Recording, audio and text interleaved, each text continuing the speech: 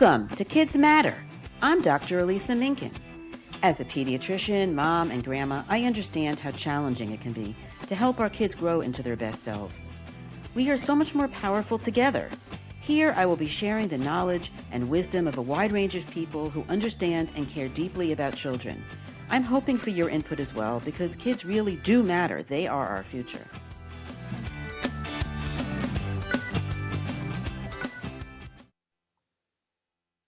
Welcome back. Today I'm here with Dr. Marcy Forta. Hi.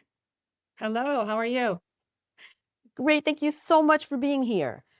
Dr. Marcy Forta is the founder and director of Atzmi, a nonprofit dedicated to strengthening self-worth, self-compassion, emotional well-being, and a healthy body image in the Jewish Orthodox adolescent girls with the goal of preventing eating disorders before they begin. She is the creator of the My Best Self Project, a school-based prevention curriculum implemented in schools across the United States and internationally, and supported by ongoing research evaluating its effectiveness. Through student programming, parent education, and educator training, Dr. Forta helps communities better understand the cultural pressures girls face and equips them with practical, evidence-based tools to foster resilience, emotional regulation, and a healthier relationship with the body. She is a sought-after speaker who presents to schools, communities, and professional audiences on adolescent mental health, eating disorder prevention, parenting, and self-compassion.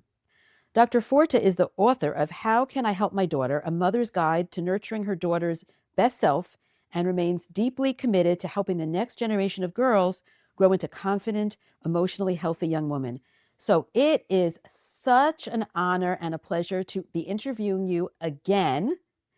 And I'm going to link to my interview that I did with you for my previous podcast, the Jewish Orthodox Women's Medical Association, or JOMA podcast. We're not going to be doing exactly the same things. In fact, because this podcast is not specifically for an Orthodox Jewish audience, it's for everyone. We're going to not focus on your work in that population, and we're going to focus on the larger issues which impact everyone everywhere. The work you're doing is so important and needs to be shared widely. Well, thank you. Thank you very much. It's always a pleasure to talk to you, Alyssa. So thank you. I'm very honored. Absolutely. So I want to start with talking about eating disorders and what we know about them. Let's put aside the Orthodox Jewish population and just talk about everywhere. I'd like an overview of how common are they, and then the different types, please. Absolutely. So eating disorders are a little more common than people think, right? We know that between 9 and 12% of people in the United States will be diagnosed with an eating disorder in their lifetime. That is the equivalent of about 30 million Americans, or close to 500,000,000 people worldwide. And so, and this refers only to those who are diagnosed, right? Who have a diagnosable disorder. It's not indicative of how many people are struggling with food and eating in general. We know that about 95% of people who have eating disorders are diagnosed between the ages of 12 and 25. And in the last decade alone, the number of preteens being treated for anorexia, which is one type of eating disorder, has really doubled.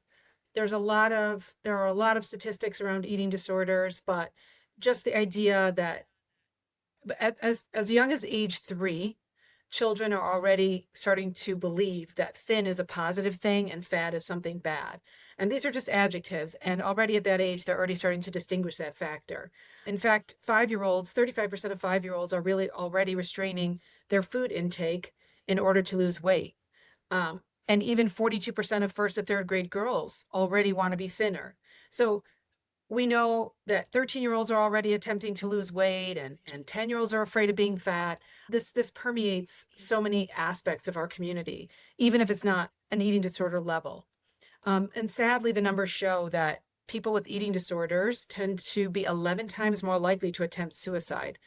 26% of people with eating disorders will attempt suicide at some point throughout their illness, which makes them not only dangerous, but deadly, of course, as well.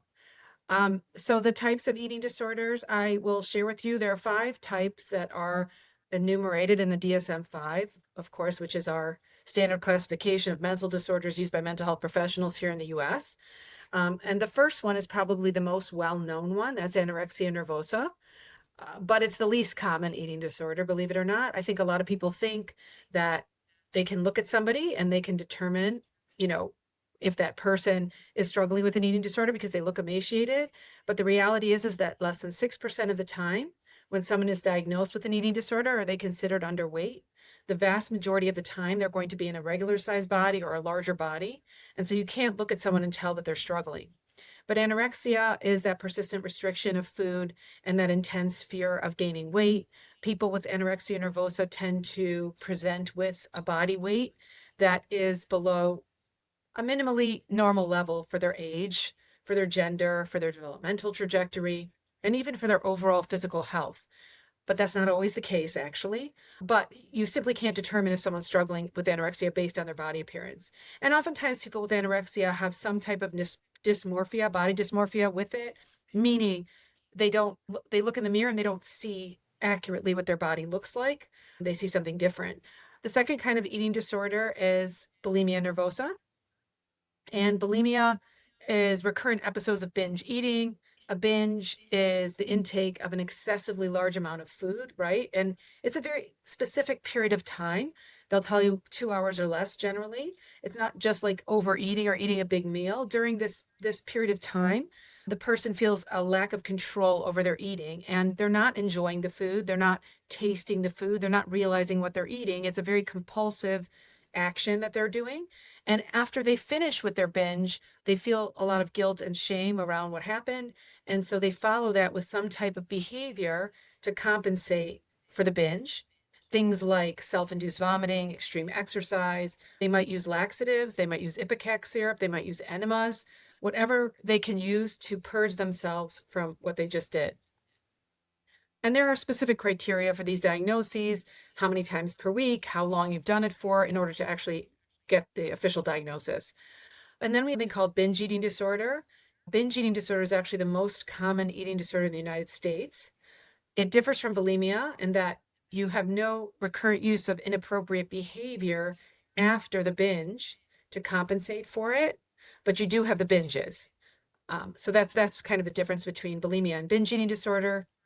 And then there's something called ARFID. ARFID stands for Avoidant Restrictive Food Intake Disorder. I kind of describe this oftentimes as a feeding disorder versus an eating disorder. ARFID is really extreme picky eating. People with ARFID genuinely have a lack of interest in food and eating. I know it doesn't sound like a real thing to most of us, but they really have they have a fear of aversive consequences if they eat certain foods. They don't like textures, tastes, smells, the temperature of the food. Some people are born this way. Some people have this fear as a little child.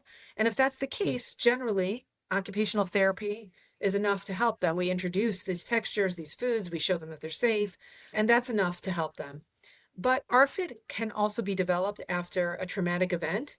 And for instance, a mother shared with me her 16-year-old daughter was babysitting, and she was babysitting for the whole family, but they had a 3-year-old who choked pretty significantly.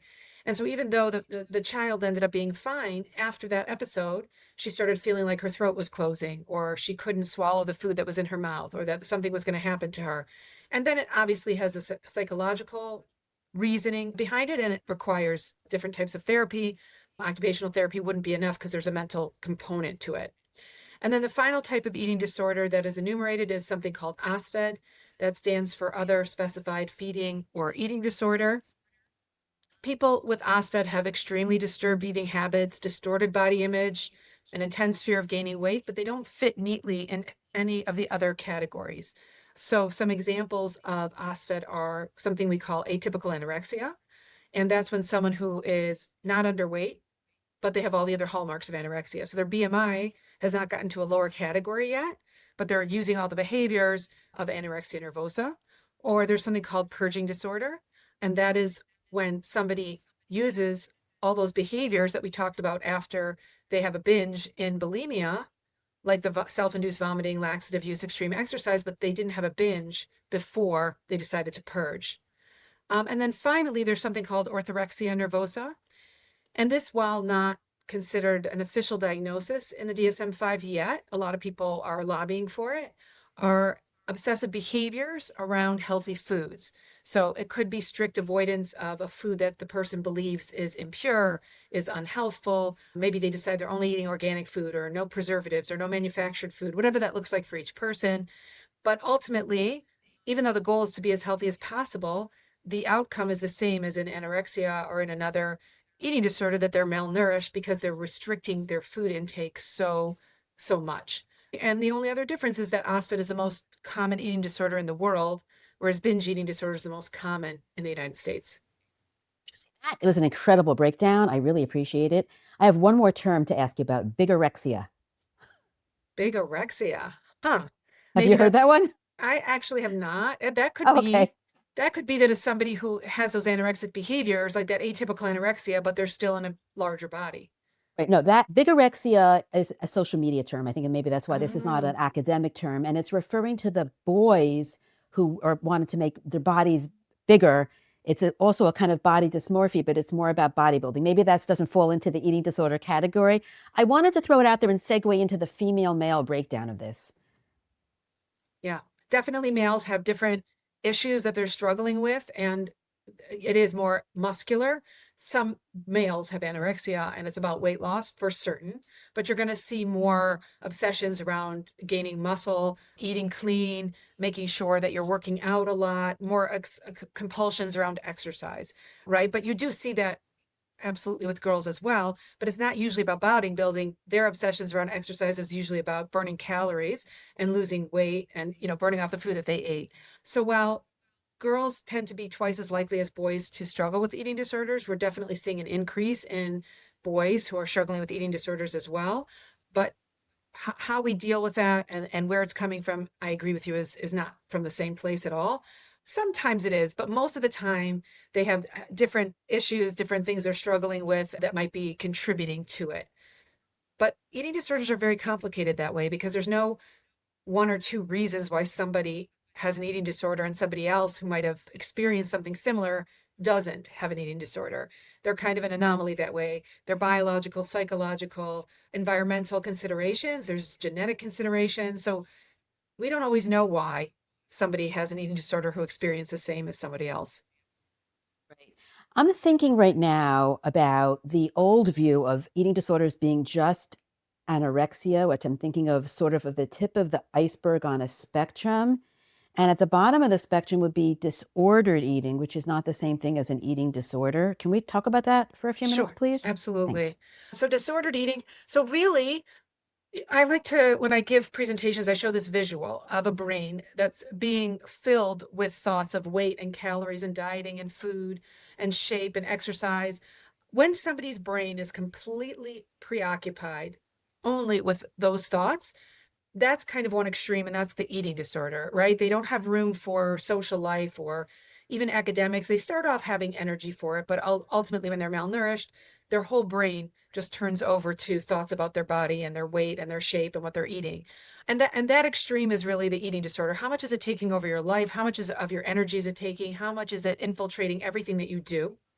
Whereas disordered eating might be some certain behaviors or habits or cultural norms in your family and in the society that you live in that might not be healthy per se, but are not so disruptive to your life in a dangerous way that we would call them a disorder. They're just disordered habits.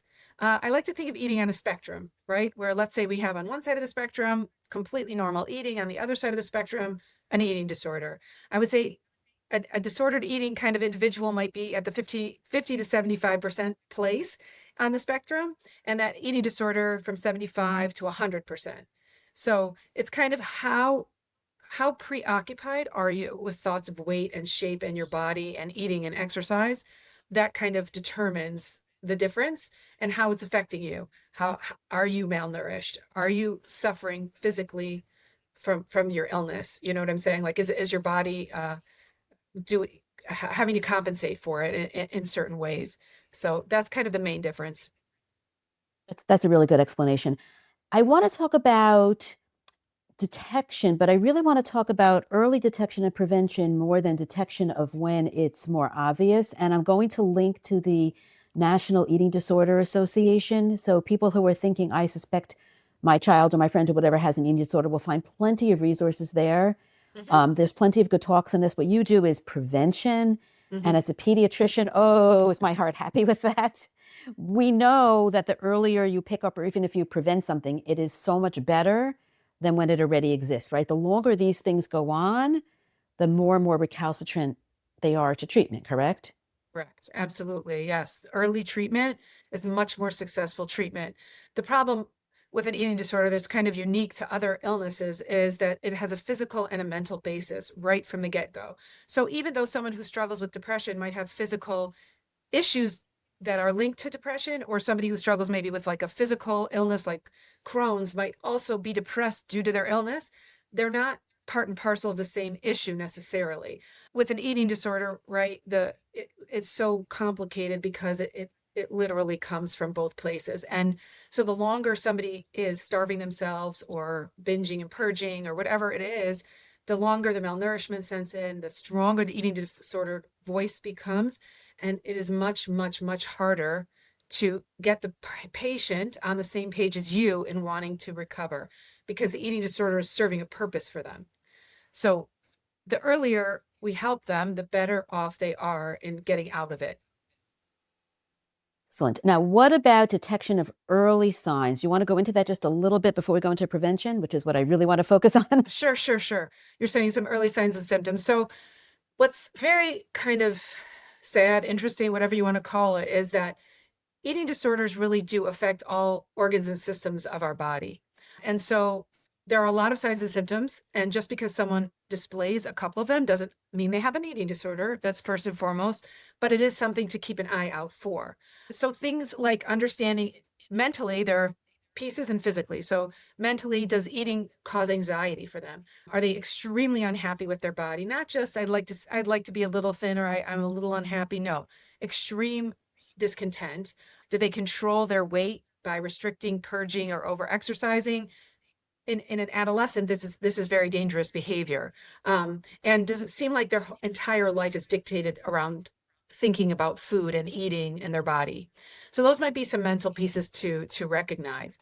But also, of course, that complete preoccupation around food and eating, like we talked about. But you'll notice all of a sudden they might start to refuse to eat certain foods. They might skip meals. They might make rules, new rules around eating and food. You know, I don't eat before 11 o'clock ever, or I can't eat past 6 p.m. Or they start to be uncomfortable eating around other people. Maybe they have new food rituals or practices like cutting their food into very small pieces or chewing, I have to chew 30 times before I swallow, or I can't have any fat on my food. Not just dabbing a piece of pizza with a little napkin and getting off a little fat, but like very compulsive. They're constantly dieting, talking about dieting. They might steal food from other people's lunches. Or you'll notice that they're constantly needing to move their foot or their arm, or they're walking constantly because they want to burn calories all the time, so they won't sit still. They might wear baggier clothing. Any extreme fluctuation in weight would be a risk or a symptom. Over concern with the weight of themselves or the weight of others would also be a symptom. They tend to be withdrawn, have extreme mood swings. They feel disgusted with themselves overall. They also struggle to concentrate. They struggle to sleep well. They feel cold all the time. And they have a lot of gastrointestinal issues because they've altered the way that their body digests food, right? So eating can cause pain and bloating and heartburn, nausea, things like that. Of course, it's possible that they will stop menstruating or their menstrual cycle will change. That's definitely a possibility. It's not necessarily the hallmark like it used to be to diagnose an eating disorder, but it is a possibility. And then finally, somebody who has abnormal lab findings, maybe you're seeing that they're a little anemic or their thyroid's very low or their electrolytes are off balance, right? Or their red blood count or white blood count is low, or they're very dizzy all the time, or they faint. You might notice sores on the back of their hand from self-induced vomiting or dental issues and lowered immunity. And I would also say frequent bathroom trips. Every time they eat, they go to the bathroom right afterwards would also possibly be a sign. What about restricting their diet, say becoming vegetarian? That's a little tricky, right? That's definitely tricky. I mean, so somebody who says they want to be a vegetarian and their entire family is doing that and they decide like, they feel sensitive, they don't want to eat animal products, and their family cooks healthy and knows how to put in the nutrients that they might be missing from animal products. That might be okay because that's a family value and they're doing that. But somebody who just decides all of a sudden, out of the blue, you know what, I'm not eating any animal products. We have to understand why are they doing that and what's underlying it. A lot of people will cut out gluten. That's a fashionable one without having Crohn's disease or a diagnosed gluten sensitivity. I can't eat gluten because it really bothers me. Or, I have to do intermittent fasting is a big one because it gives them structure around their food and eating. But for a child, they need regular nourishment throughout the day. You can't only eat one or two meals. It's not healthy for a growing adolescent. What's okay for an adult? And I don't know that I'm not saying that it's okay for an adult, but I'm not judging it for an adult. What's okay for a kid? They're not the same thing. Right.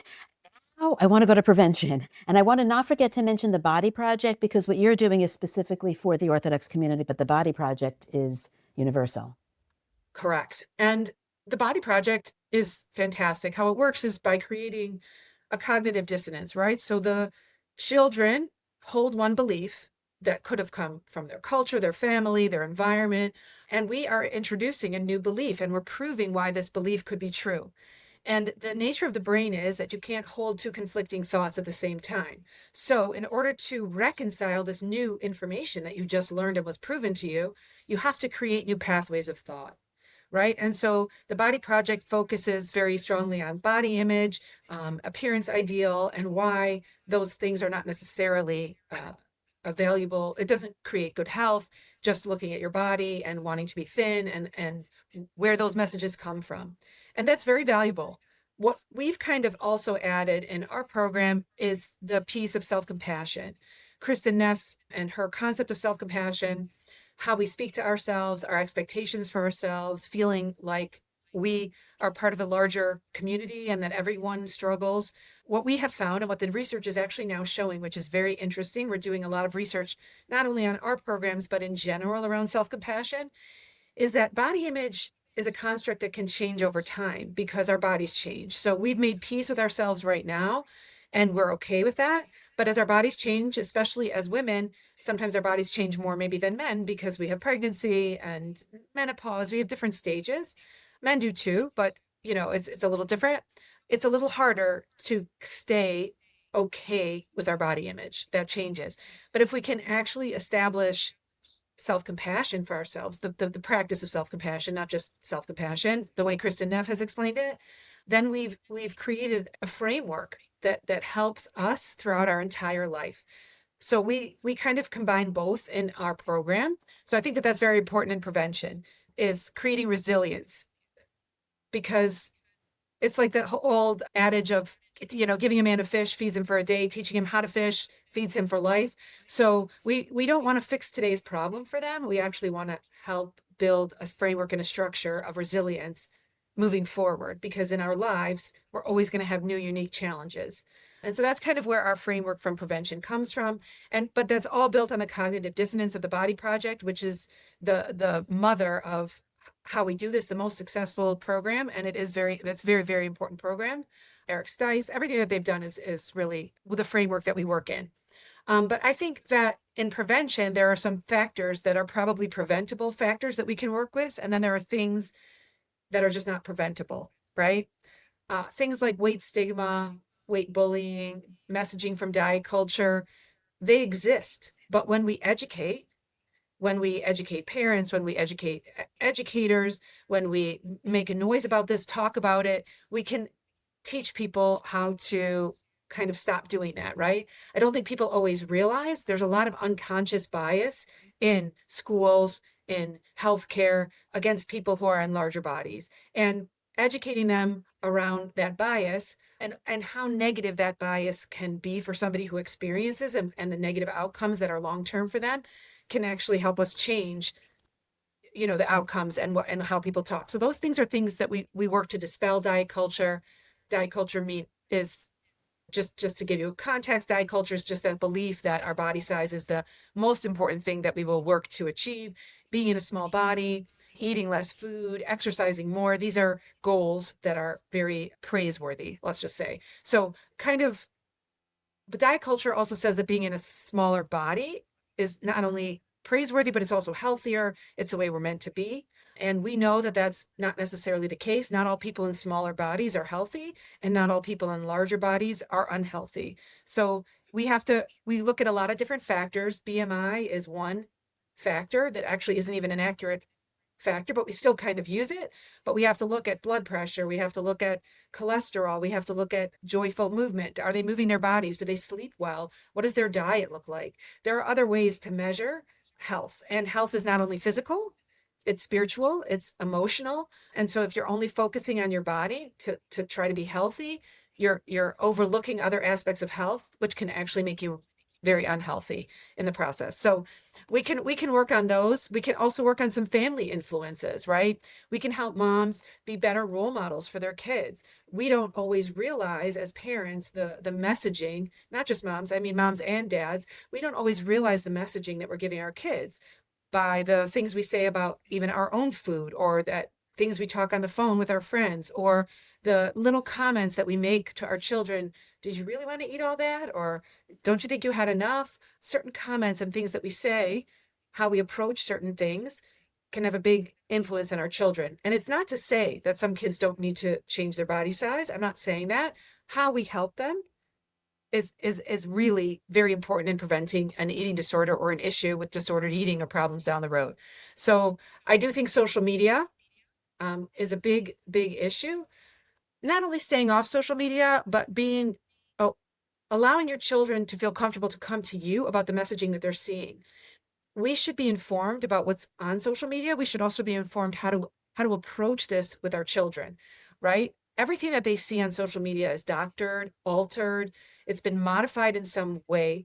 Everything on social media is the value of it is only from the physicality of what you are seeing. The messaging can be very dangerous. We are getting our information for serious things in our life off of an influencer who is in a skinny body, but doesn't know or do anything else. So we really need to help our kids evaluate the messaging that they're seeing. It's not realistic to think that our children will never be on social media in this day and age, but we can definitely temper it, and we can help with the messaging that they see by being an open book with them and educating ourselves. Then this is found not only in social media, it's found in magazines, clothing store mannequins, our peers, whatever our society dictates to be attractive and desirable. Okay. I think, what was the other thing I wanted to tell you? Personality. So while personality traits obviously are ingrained, I might not be able to change somebody who's very perfectionistic, or who has like a negative emotionality where they're more fearful or sad or angry, but I can address that, right? Because I know that that could be a risk for an eating disorder. So I can help them by helping them with the self-compassion piece, like we talked about, emotion regulation, resilience, things that are in my control and not in my control. So we're helping different personalities. So while that's both a preventable factor, it's also a non-preventable factor. So we have a little bit of both in there. Um, and we can change the messaging that we choose to give our children. This is a very big one in prevention.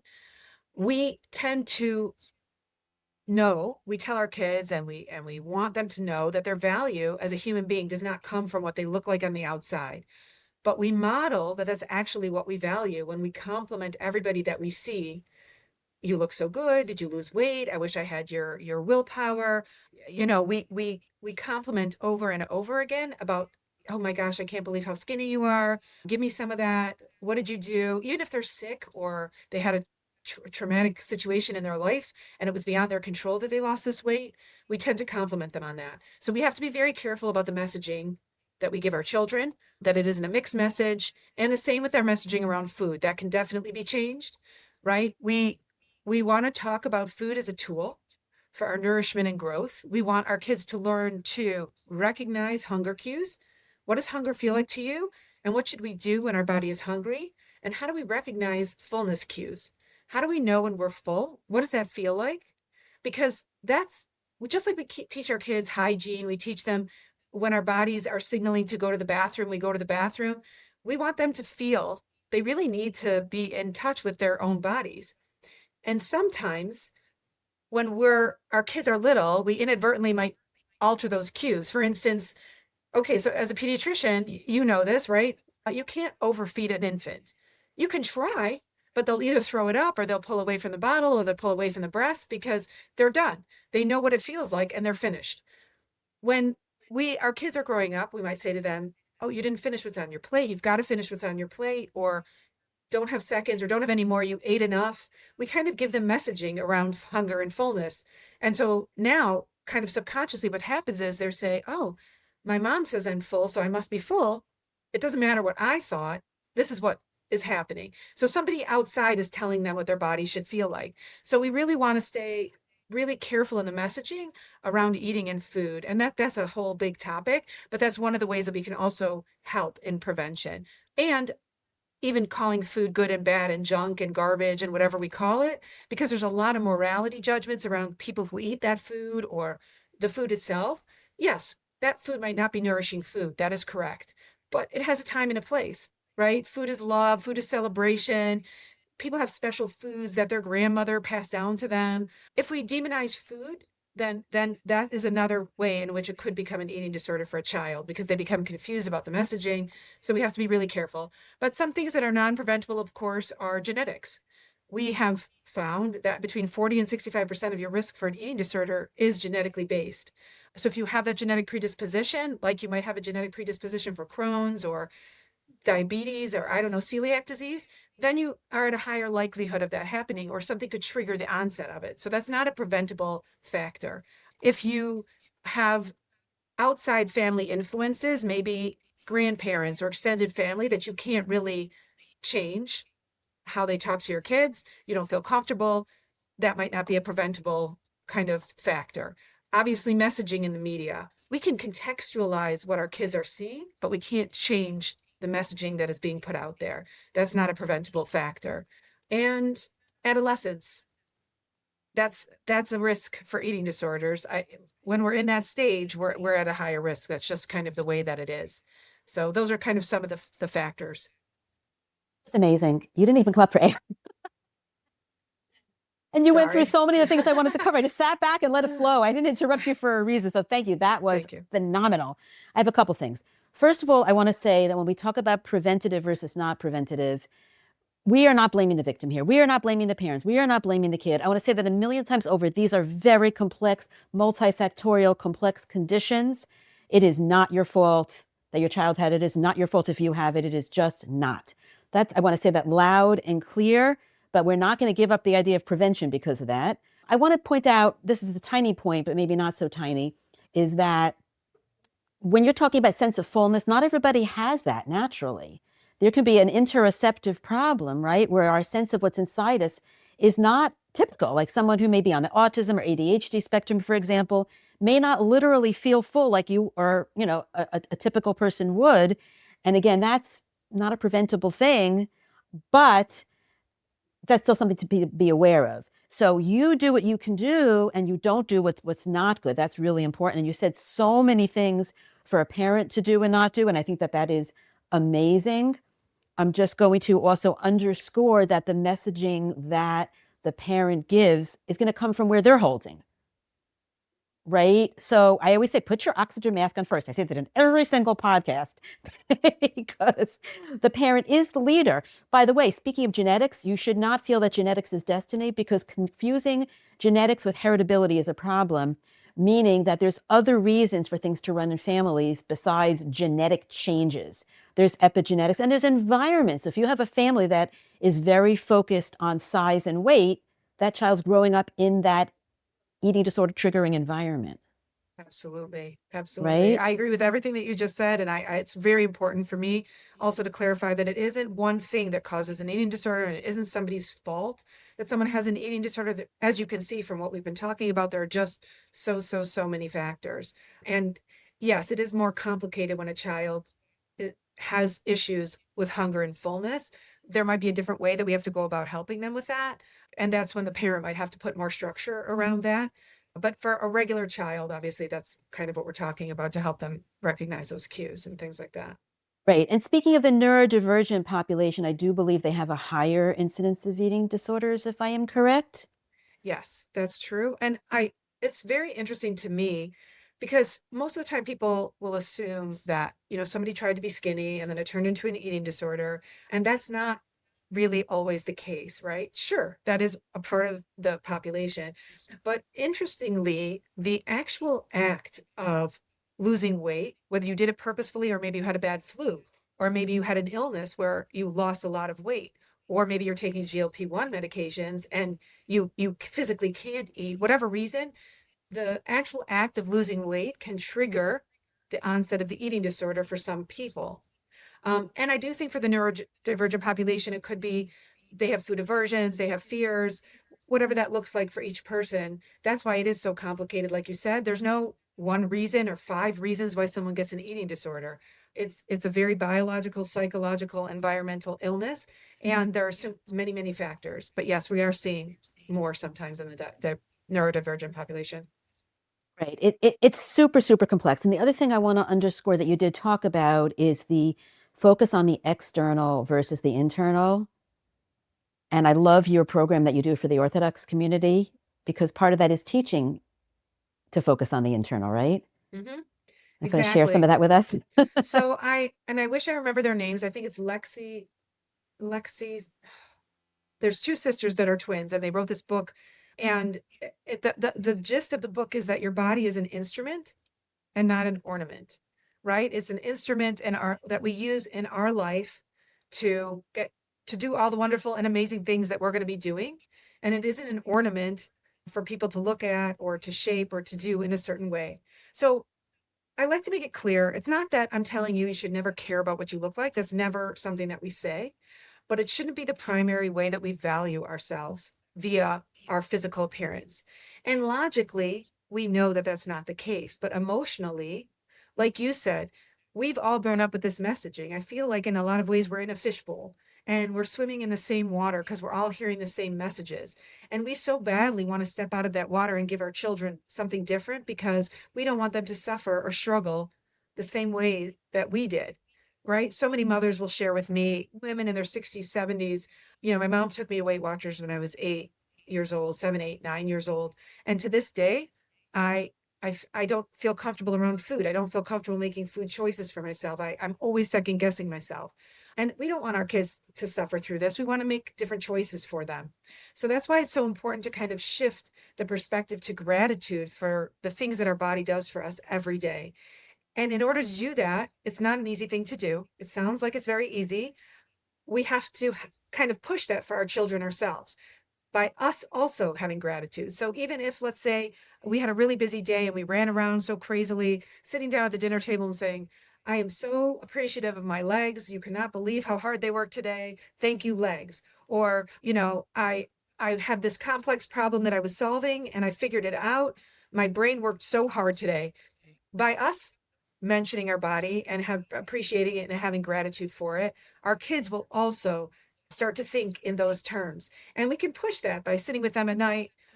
What's one thing your body did for you today that you didn't expect it to do? Or what's one thing you're appreciative of that you were able to do with your body? Or what's something your body's done for you that you don't even know that it's doing for you, or you don't think about it every day, right? Like breathing or a heart beating.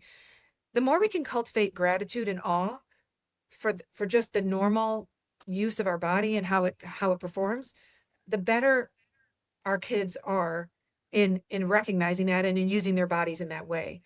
It's it's a much better way than just the body positivity movement, which is just like be big and be happy. It's not. It's a different kind of message. It's also the focus on what it does, the insight, as opposed to what it looks like. I think we also have to think about what kind of language we use that our kids are hearing us say. Like you said, Right. oh, you look so good. Did you lose weight? You look amazing. Look at that beautiful dress. You look amazing. Not That's that what it's we. No, bad to appreciate a dress. I'm just no, saying the focus. for sure. And I think people will say to me, Don't children need their parents to tell them they're beautiful?" Yes, but you know what? They need to know the beauty is a construct that isn't just physical. A beautiful person is a kind person, is a responsible person, an honest person. So yes, you're beautiful because you're beautiful, but also this is what your beauty means to me. And we need to kind of reframe all that for the child in order for them to look at their body in a different way. I love that. I'm just thinking about gymnastics and how the gymnastic body has changed. I don't know if you've noticed this, that I don't know if this is the same rate of eating disorders because you can't tell by the body size or type, right? Exactly. We should say that 10,000 times to all the physicians, especially and other healthcare professionals out there. But if you're looking at the gymnastics participants now, they are more muscular, they have larger bodies, they're able to do amazing things, and it's no longer these frail little tiny, delicate Yeah. young women. Agreed. One thing I want to say is less than 6% of the time when someone presents with an eating disorder are they considered underweight. The vast majority of the time, they're in a regular sized body or a larger body. So you're right, you cannot see it. And I wish I remembered the name of this person who's in the Olympics, and she did a comeback for ice skating. And one of the conditions she told her coaches for coming back was she's going to control her own diet and she's going to eat whatever she wants, and she's going to do this, and she's been performing greatly, and I'll try to find her name for you. I do think that we're shifting. Definitely we're seeing different types of bodies, and in all honesty, we all are shaped differently, right? Right. Right. But you could say to your daughter who's watching the Olympics, look at how powerful she is, right? I love that. So I that's love what I that. was thinking of. Jordan Childs, go Jordan Childs. Watching her Yes, 10 out of 10, how many times? I know. A And little bit she's of a tangent there. powerful. No, she's incredibly powerful. Yeah, it's beautiful. It's that's real beauty. Look at how they're moving their bodies in such graceful ways. That's beauty. These are messages you can give to your daughter and your son, right? And just be Absolutely careful both. what you're saying. I want to talk for just a minute about healthcare professionals. And we already talked how they really need to be aware that kids with eating disorders come in all shapes and sizes, and it's not just about the weight. But I think that there are things that they can say and do that are helpful and not so helpful. And I just want to give you a chance to talk about that, please. Yeah. So a lot of the time, they haven't had a lot of training, to be honest with you, in looking for issues, eating disorder issues. So I'll hear in my line of work a ton of stories from moms who have gone to the doctor with their child and said, I'm concerned. I'm seeing this, I'm seeing that. Doctors are like, well, her BMI is still in the normal category, and this could be a normal sign of puberty. Let's just wait. Let's just wait. And unfortunately, by the time they come back 3 or 4 times, it's become such a significant eating disorder that it requires hospitalization, much more intense treatment.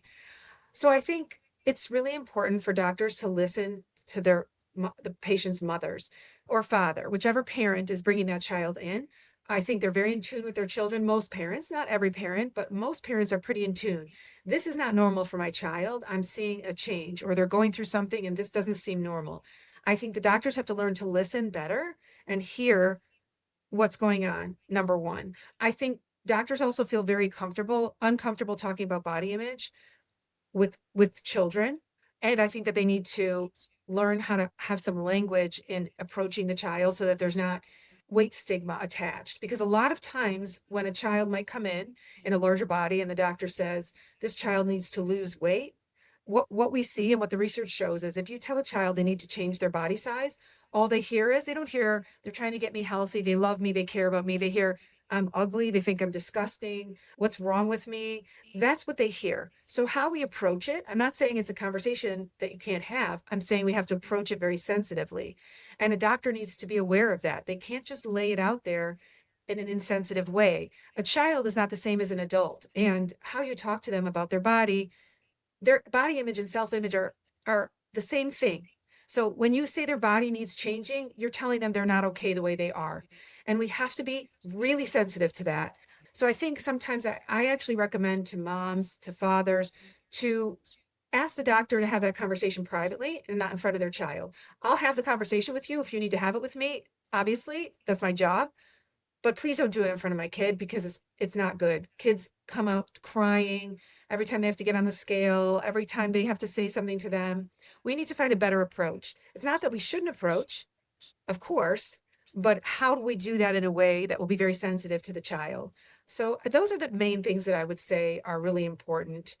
Uh, and really recognizing those signs and symptoms, like I talked about, hearing what the parent is saying and asking the right questions. Because just because a child maybe, let's say they're withdrawn all of a sudden, doesn't mean they have an eating disorder, right? But if we're seeing that in conjunction with the fact that they had a big weight loss, and for a child, losing 10 pounds is a big percentage of weight.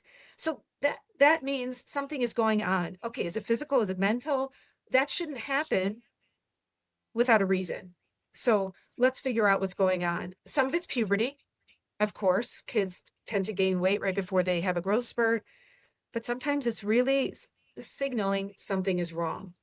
And the one other thing that I would like to say is, so we have what we call, let's say, like a normal weight. You want to say if someone's in a higher weight body, and then we have somebody who's in a very large body, right? That's, I know we don't like to use the term obesity, but a child who's in a very large category of weight, that's outside the norm. So we want to understand what's happening with that child, because that's not on their growth chart, right? They're not staying on their growth chart.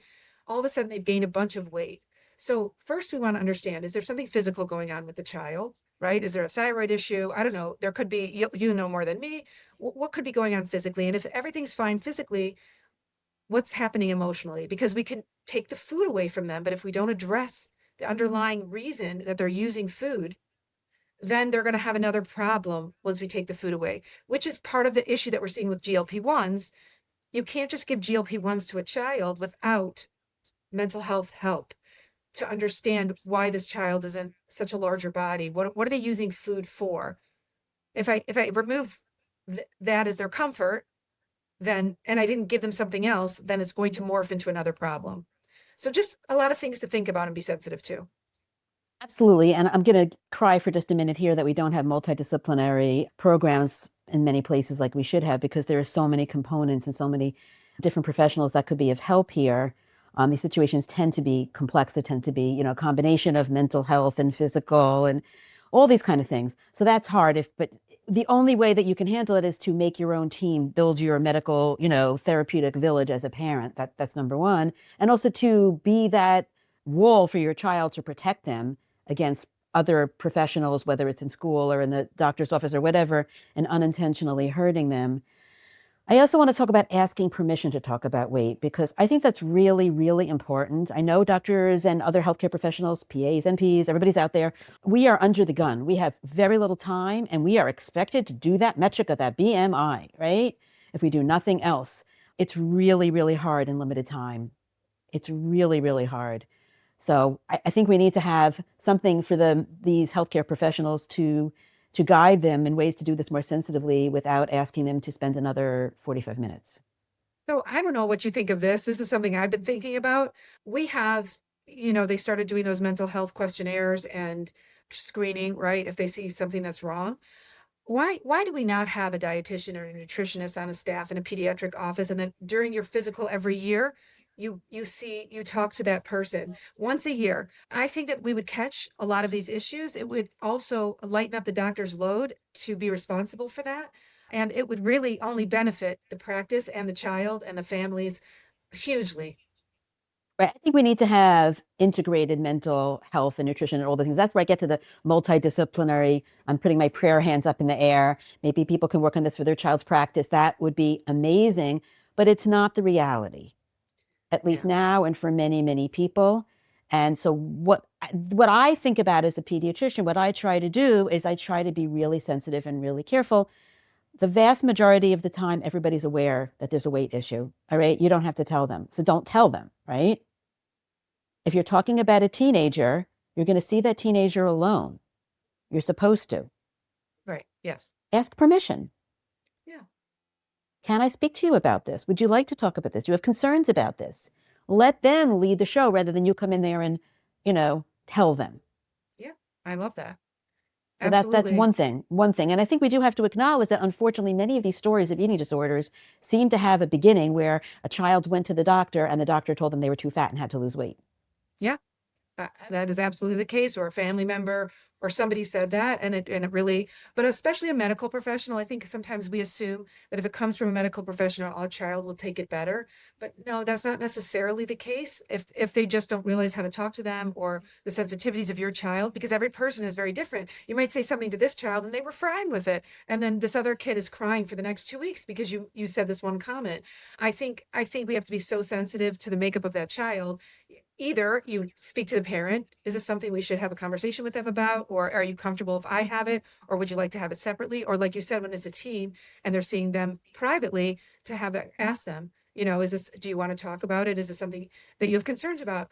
A lot of the studies show, though, that even if they change their eating habits, they don't sustain weight loss in adolescence for an extended period. But if we kind of teach them how to make better choices, how to learn about food as nourishment versus calories in and calories out, how that processes in our bodies, what it does for our bodies, how we learn to feel what we might be in the mood for. If we have an exam, let's say, and we have to think for an extended period, maybe we want something that has a lot of protein in it. Maybe having eggs for breakfast might be a good choice for you. Or if you're going to go outside and have a relay race day or an outdoor day or a big gym day or a basketball game, you're going to need some complex carbs to get you through that training. I think we need to change the way we also talk about food and the expectation about weight loss versus let's make some better choices for our body. I love that. And even if you don't have an integrated nutritionist, you can still refer to one, and you don't have to refer to one as a way to lose weight. In fact, there are non-diet dietitians out there Absolutely. that do not Absolutely. follow diet culture. And I think that especially with the adolescent population, you should try to find somebody that does not adhere to diet culture. 100%. Yeah, it's not about eat this many grams of protein and this many grams of carbs and these many vegetables, because that can be very diet eating disorder-esque because it's rules around eating versus the philosophy and how we feed our bodies and what's important and the essential nutrients and how we get those and what they do for our bodies. So important. Right. And if you have a patient that comes in and they are still in a bigger body, but they haven't gained weight and they've changed their eating habits and they're physically active, you clap for them, right? Like, you go, girl. Exactly. And if they're sleeping well, but they're doing Right. all the things, right? So make sure they're doing things that are good for them. They're moving their body in healthy ways. They're doing all the good things, and all their other numbers are pretty good. And let's say they were born at the 80th percentile for their weight, and their whole life they've stayed at the 80th percentile. Maybe that's where their set point is, and that's just the size of their body based on genetics, based on all the different parts to where our body is. It's not only about what we eat and how much we exercise. Right. It shouldn't just be about the number. It really shouldn't be. And we should be able to accept that. But it's also working with the child and working with the family to be healthier Yes, as the main goal. And again, not focusing on the external appearance, which includes the weight. which includes the weight. Exactly. Right. So, Mhm. on that note, I'm going to keep on time here, and I'm going to thank you so much for doing this with me. This has been amazing. It's so important. I really appreciate it. Thank you. It's been great. I always love talking to you. So thank you for the opportunity. Me too. Thank you.